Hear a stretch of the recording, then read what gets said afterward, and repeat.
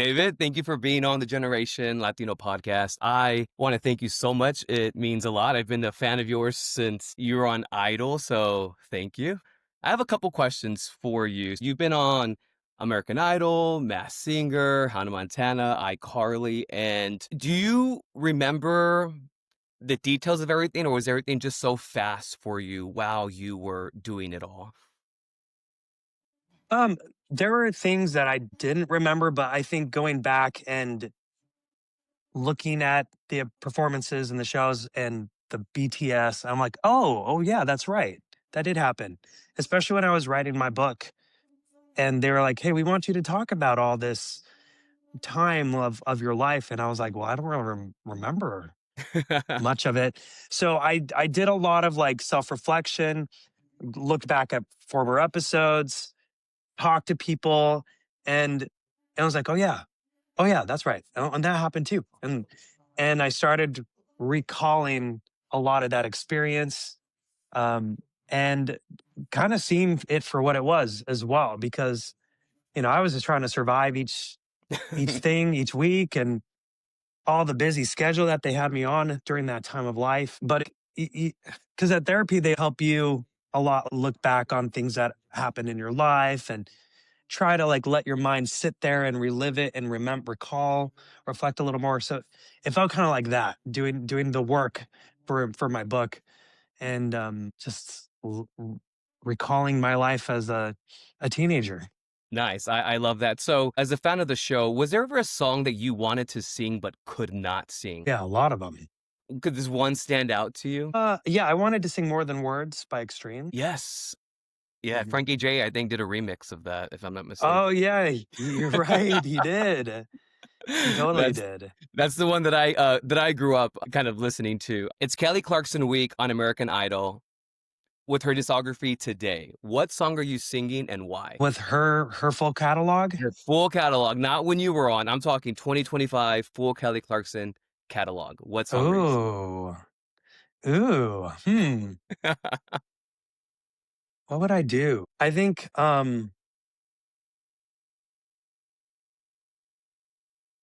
I mean, I think My Life Would Suck Without You would be fun. Oh, I wasn't expecting that at all. What were you expecting? I thought you were gonna be like because of you or breakaway or Oh no, those are so too sad. I no, that's a great one. My life was suck without you. Or already gone's a good one. But anyways, I saw you on her Oh, show. And you you were like all the sad ones. yeah. I mean, she does great You sad just named songs. like her three sad ones And all in a I row. do like Heat. I do like Heat. So yeah, I just love Kelly. That was my first concert I ever went to was the American Idol's live tour. That whole era was just golden for me. So I listened to your new EP, Earthly Delights, and I was really not shocked, but I was really impressed with how sensual, flirty, romantic, daring, and playful it was. You say you're in your lover boy era, which is fun as a fan to really take a look at. I'm gonna kind of test your lover boy status and ask you some icebreaker questions. Okay, so on a scale All from right. 1 to 10, on a scale from 1 to 10, how romantic are you? From 1 to 10, Yeah. well, it totally depends because I'm not romantic just for anybody. Yes, of course. So on an average level, like I'm not one who just falls in love with everybody. On that level, I would be like a three, Okay. maybe. When I'm in a relationship, I'm like an 8 or 9.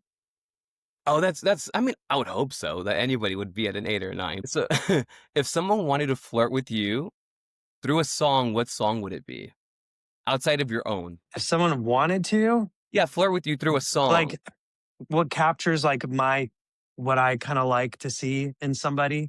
Yes.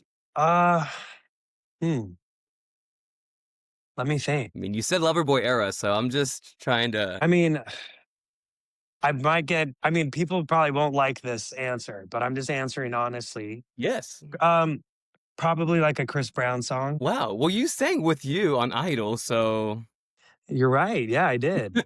so yeah, so that's a good song actually. That's I a mean, really there's so many of his songs. Like they just play one after another Chris Brown songs, and they all I'm like, I don't like, it's confident, but he also wants to treat the person well is a lot of the lyrics, and Yeah, it's I very like true. that combo. Was that your song choice on Idol? Just curious.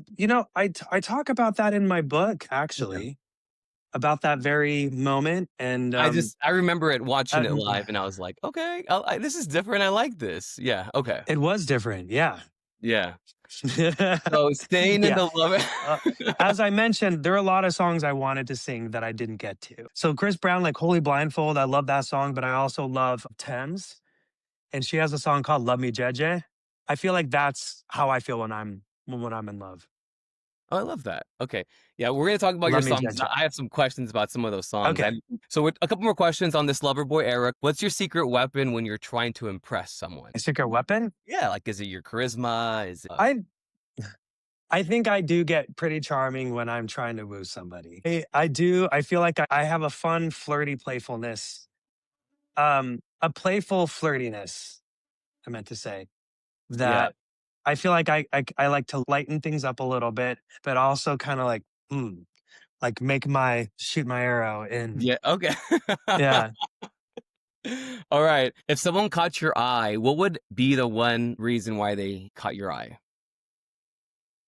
probably because they were cute and had nice eyes. Yeah, that's a that's a good one. Are you an eyes person too? If someone made you blush, what would they have to say or do? I feel like I'm filling out a dating profile here. Well, okay, the reason I say this is because you say lover boy, and lover boy Yeah, is you're that. right. Lover boy is being confident with dating and confident and just being yourself and sensually yourself. And again, after hearing your album, I was like, okay, somebody had to have done all this, right? I mean, What was your question again? I forgot what it was. if someone made you blush, what would they have to do or say to have made you blush? Oh, Yeah. okay. I mean, I feel like Latinos are the best at doing this. There was like a blind date thing I did on TikTok. Oh, Um, and that was a perfect example. This guy was just like talking me up. And when they're very flirty with their words and like a very complimentive and say, like, oh, you like the way that's Latino sweet talk, they'll be that's like, "Where have you been all my life?" Like those when I saw you walk in, I was just like that kind of stuff. yeah. I am such a sucker for when That's they're good just though. like, "Oh, and when your eyes shone like this, I just." No, I'm not good at it. It's like, I but think you are. I think you're selling yourself short. I have my playful flirtiness, Yeah. so I like to like tease a little bit or like kind of like a lighten up the mood, but it's definitely flirty. But when someone is just like directly saying like that, like something like that with your smile, like my day is a whole lot better, all that kind of shit. But it's got to be real. It's got to be. Well, genuine. They can't just like pull it out and say, "Oh, let me throw one of my lines at him." That I always say to everybody. It's got to feel like it's got to feel authentic. Like I made you feel something, and you said, and it made you say that. Then it's gonna make me. Okay. All right. So we're done with this questionnaire. I just wanted to know again. I listened to the EP Oh no, and it's fun. I enjoy this. I am in my lover boy era, so this is well, you fun. said it. I've heard many interviews. I was like, you know what? I'm gonna put him to the test. I'm gonna put him to the test and see. So okay, you passed the test, David. Okay, so I listened to Earthly Delights and loved it. It took me by surprise how honest it was, how raw it was. What was your favorite song to record on Earthly Delights? My favorite song. Yeah, just that you had fun with. Oh, I would say Creme Brulee was so fun to record. It was very fun.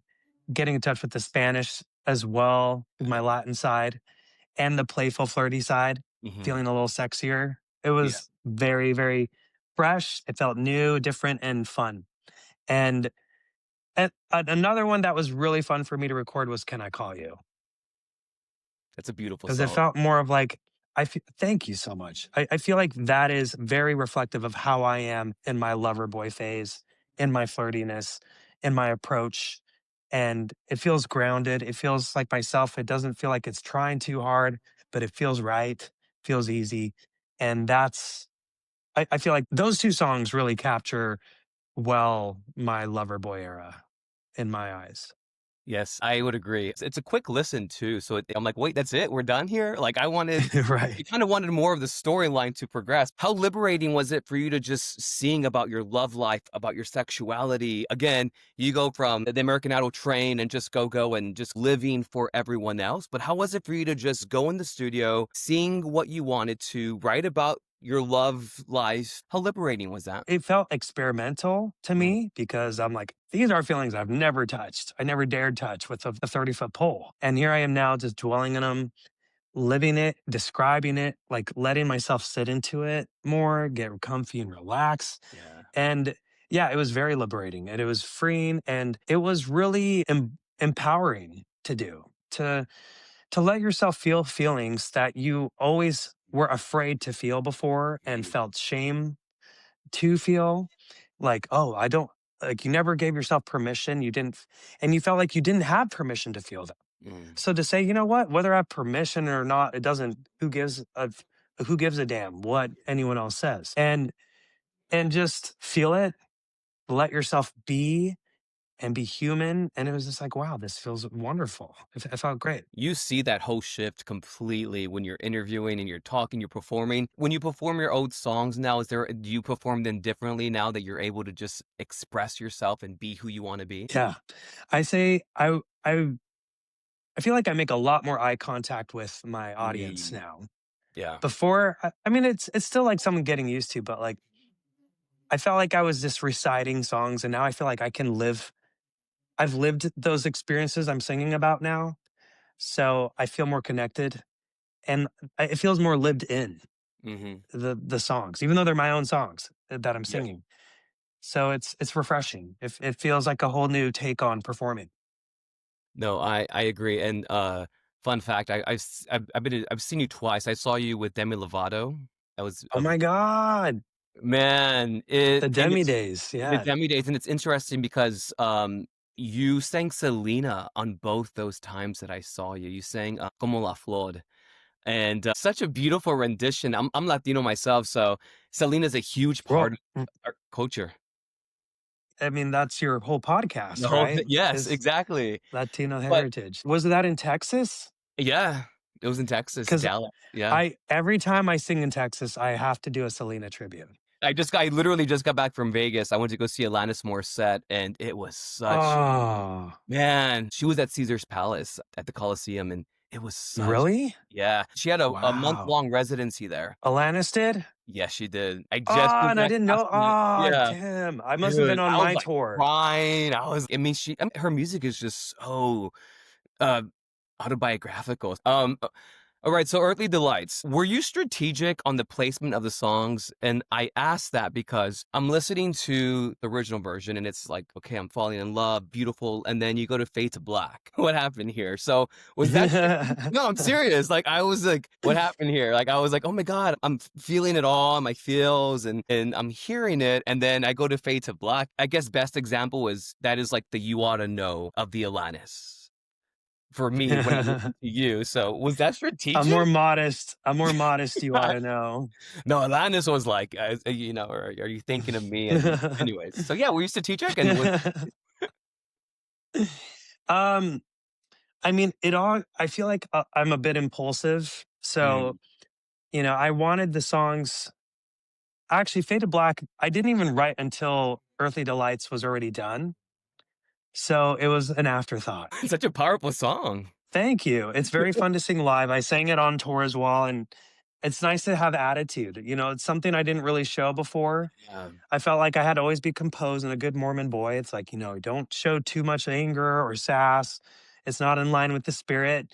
And I was like, well, you know what? I'm going to show some sass now. Yeah. It was another Spanglish song I got to do as well. Mhm. So I Yeah. wanted to keep the Spanglish vibe going.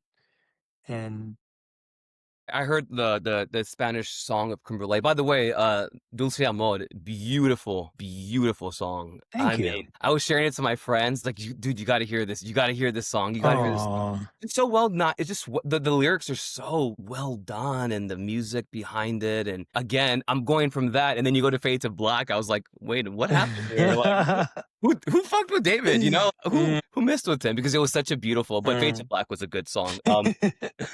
But what inspired the bilingual? Because now, you know, there's just, I heard you in an interview talking about Crush and how there was this, you got a Spanish version, but they were like kind of hesitant to put it out. And now there's just like, I mean, Bad Bunny's doing the Super Bowl. There's this huge wave of Latino culture and music. So you're like, hey, I was telling y'all, you know, to do it. So Yeah, what was the inspiration for doing Creme Brulee in Spanish? It's a beautiful version too. thank you.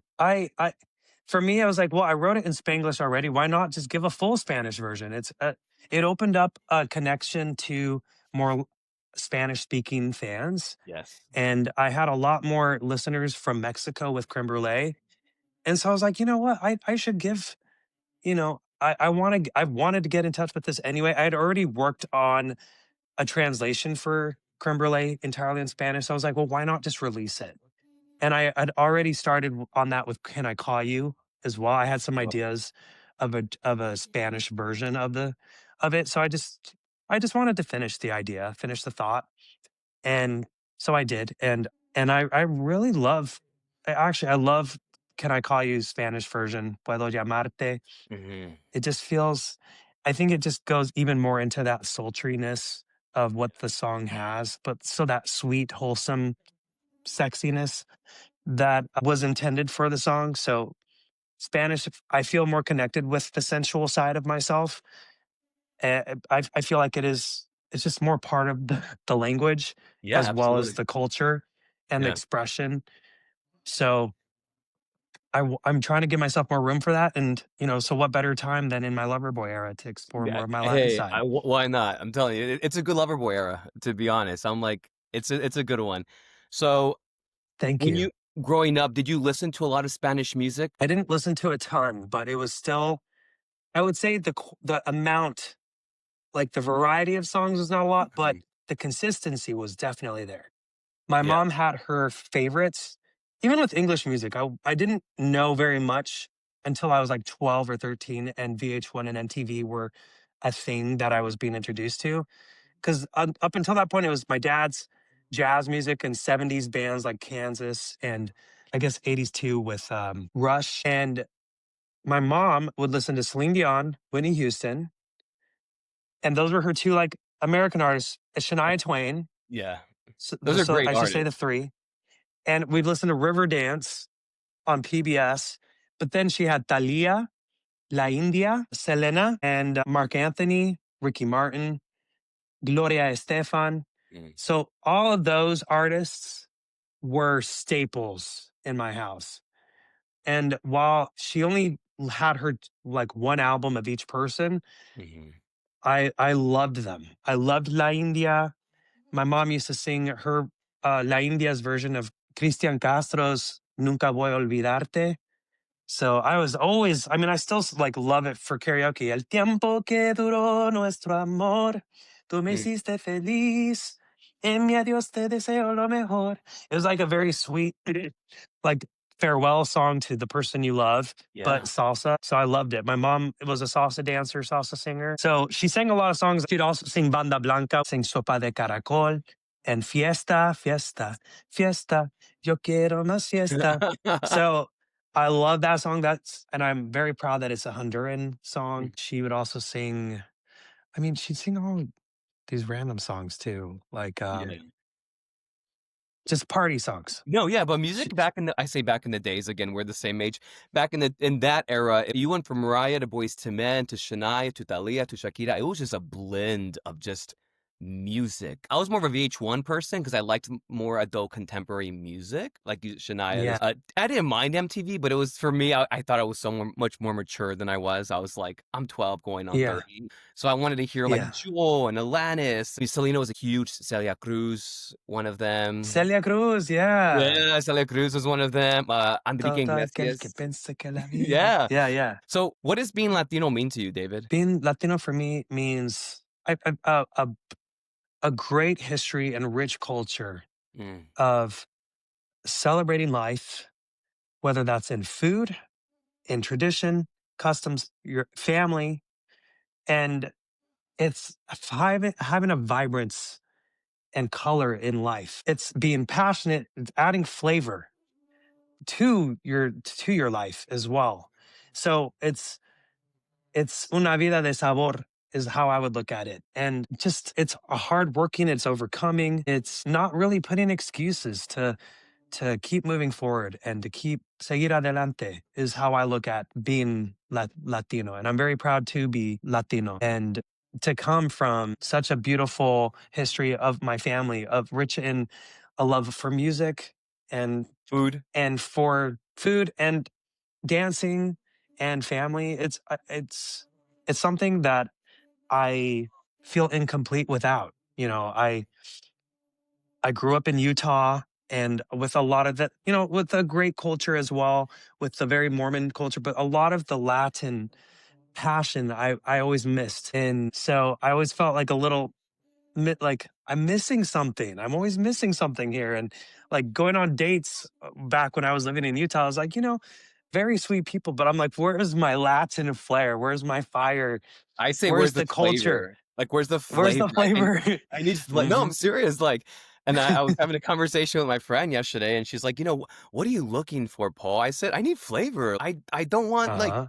basic vanilla," and I don't mean that disrespectfully, but I need flavor. I said, "You know?" And they're like, "Well, good luck." Yeah. I'm like, I don't know about good luck, but I mean" Ese sabor latino.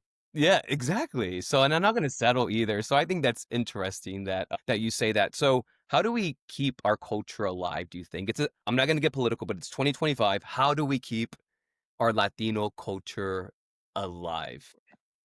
I think just simply just by not being afraid to be yourselves. It's, you know, we did come, there is a history of racism. You know, my grandpa, Archuleta, he was half Mexican, but he grew up not learning Spanish because his dad faced too much racism. And it's like, if you were Hispanic, you're just discriminated against. So he was just like, you know, I'm not going to teach you Spanish. You're going to speak English. But if anyone asks you what you are, you tell them you're Mexican. There was a lot of benefit in hiding your Latinness for fear of being, you know, not getting the opportunities to live, to just simply live. But we're in a time now where there's enough presence of Hispanics and Latin culture and there's social media. So there's not the lack of understanding anymore and judgment that, you know, let yourselves be seen and show what you have to offer. You know, there is such magic in the music. People, you know, people have caught up with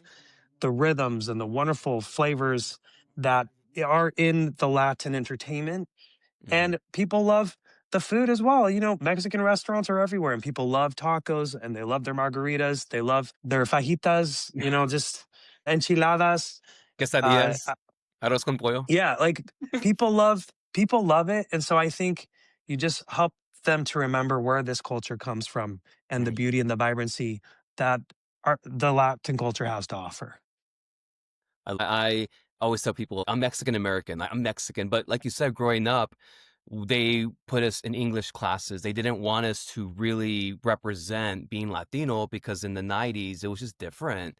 And if you were like complected, it was a little different too. And if you had colored eyes, Yeah. that was different too. So I'm like unapologetically Latino. I tell people, I'm like, you know, you can be educated, you can have a career, you can live the life that you want being Latino. And the whole thing for this podcast is really to push resiliency and to push people being motivated. You know, a lot of students I work with, they drop out, like they're like done after high school. And I'm like, guys, you can go get your master's, you can go get a degree. Like you said, you know, you can do whatever you want being Latino. And I think today in 2025, just kind of there's a lot of uncertainty. And I'm like, no, we got to be louder. We got to be louder Latinos. It has been such a delight to see you be authentically you since coming out. It is so delightful to see that version of you really come into yourself as an adult man, and a queer man. So what does being queer mean to you? And I say queer because I know you've used that before. So Yeah, I came out as queer. I say queer because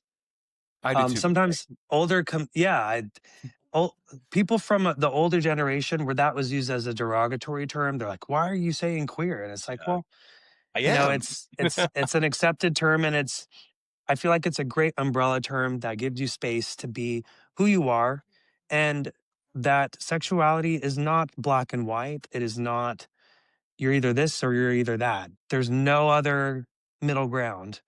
I think sexuality can be, it can be a spectrum, it can be a range, it can be fluid. I like that I can appreciate not just whoever I'm attracted to and whoever I fall in love with, but also just being able to have the space that is not always welcomed in normal like your stereotypical heterosexual society of Mm. embracing both your masculine and your feminine qualities. And I like to be able to embrace both now. Like if you come out, it's like, okay, now I can be and more in touch with my feminine side. Yeah.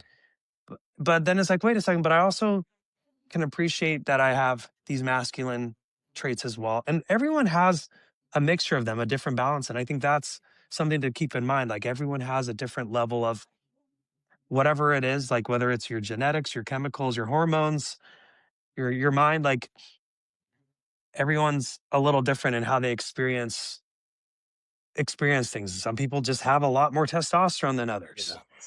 And some people have less, but it's like finding what is your balance and expressing that, living it, experimenting with it to figure out who you are better so that you can then communicate and connect with other people around you better and more clearly as well. Mhm. And I think being part of the LGBTQ plus community, the queer community, you have to dare to be yourself. It's not as easy to blend in. So you have to be willing to take more risks and you have to be more unapologetically yourself and more just upfront and straightforward so that people don't question or wonder or assume things that aren't true. You have to be more direct and you have to be more bold. And I think it's been a really great exercise just to simply be and be myself and challenge what that means to other people. It's helped me become more confident and more, more sure of myself. And I'm still figuring myself out, Yeah. but it's been a very beautiful process. That was nicely said, by the way. But you can see it though, as someone just watching from the outside, the confidence that you have when you're being interviewed and talked about. You don't got to like shy away from any topic anymore. And you mentioned being queer, and something that really stuck to me that you said was people are like, you got to be either feminine or masculine. I'm like, you can be both. You can be a gay man and be feminine and masculine. You can appreciate both those traits. But people have a hard time with being like, you're either mask or femme, and that's it. Like it's just they stick to these two ways of categorizing gay men. And I'm like, guys, we got to stop doing that. It's just People in general, I think it's gay men. It's also gay women. It's it's straight men and straight women as well. I feel like you can be a straight man who's only attracted to women and still value your feminine qualities that you have as well as your masculine. And I feel people try to push you one way or the other. You can't. No, like I don't understand that. I mean, I get that it is a thing. I just understand why it's such a thing. Everyone has a masculine and feminine sides to themselves, and y- it should be celebrated. You shouldn't have to hide any aspect of yourself. I think queer people do have more freedom to express because they had to come out of hiding. yeah. And whereas other people feel like they still have to Yeah. hide things about themselves to fit into society. And I'm just like, oh, I I, know. that's one thing I, I'm thankful that I can be an out queer person because Yeah. it's not easy to get there. And it does take work. But hopefully by being ourselves more, we can encourage everybody to be more authentically themselves, That's right. regardless of what their sexuality um or identity is. Unapologetically you. I came out at 14, 13, 14. So I Oh was very, wow. I know I was very much like, Mom, this is who I am. You accept it or you don't. I don't know where I got, probably listening to Alanis Morissette. I don't know. Or I was just very much like, Mom, this is who I am. You accept it or you don't. And I don't know where that came from, but it allowed me, and like you say, you live life differently. You present yourself differently as you are unapologetically you. Like you accept it or you don't. You can like me being a queer Latino or you can keep moving on. It's nice to hear you say that. So I have two more questions for you, David. What do you want your legacy as David Archuleta to be? What would you want it to be? I want it to be something that feels like people are part of a journey as they followed along with me, whether it's listening to the songs or Mm, following my life, hearing my story. I want people to feel like they were a part of a journey that they felt invested in, and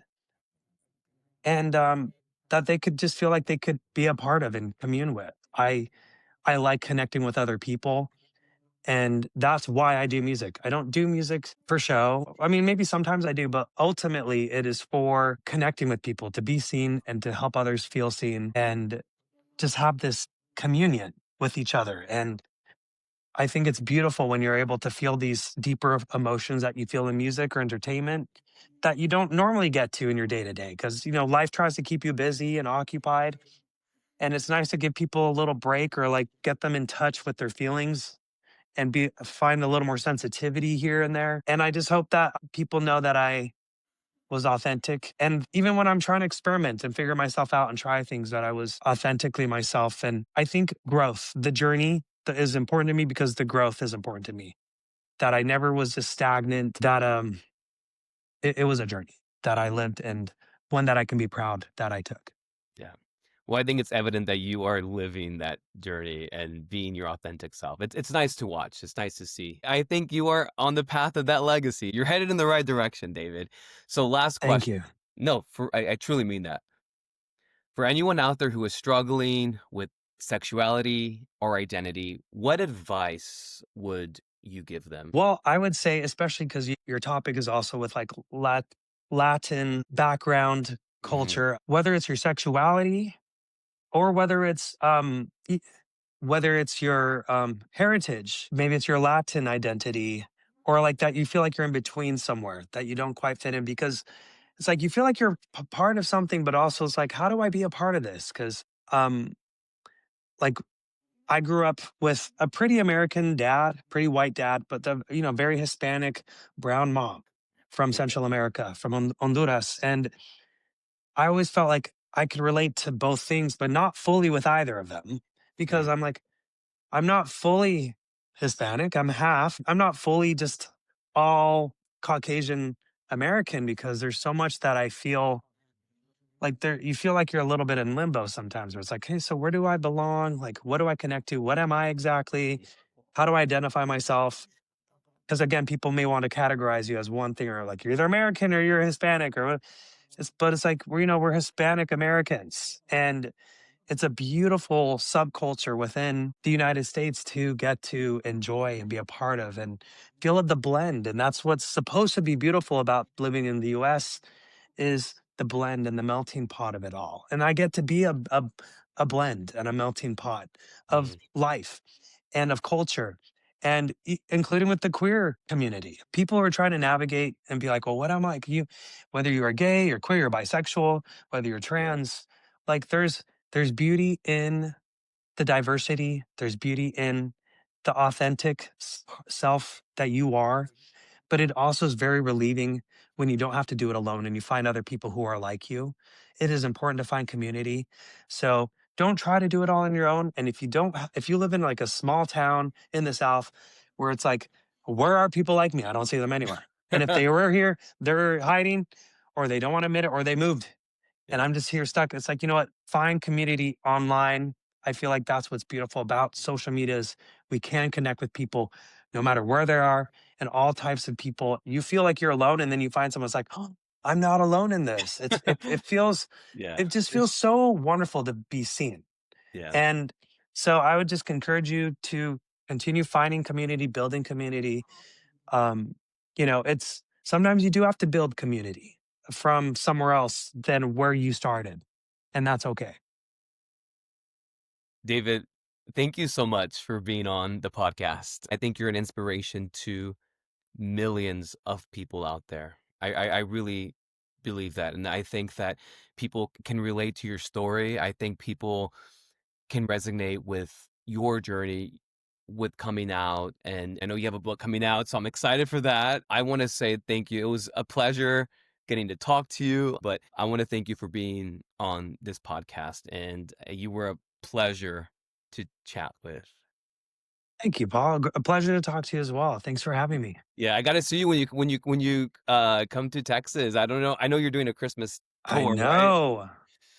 Yeah. But, I wanna thank you again. It was fun chatting with you. I really I knew it would be a delight for me to chat with you. I knew that it would be a good conversation and talking about our queerness and our Latino-ness and your lover boy era and all of that and asking you some questions. Sorry if it felt like a dating questionnaire. I just wanted to Oh no, see. it's fine. It actually works because I'm actually it felt more like it because I've been doing a lot of it. I'm partnering with Archer, a gay dating app, and I'm like being this like trophy officer for it. So I was like filling out my Archer like info. And so Oh, like your questions like this reminds me of a dating profile because I literally was doing it yesterday. my So bad. I'm sorry. yeah. No, there's nothing bad about it. I'm all for it. So it's all Yeah. good. Well, thank you, David. It was a pleasure. Likewise, you have a great rest of your day, Paul. You too. Bye, David. Bye. Take care.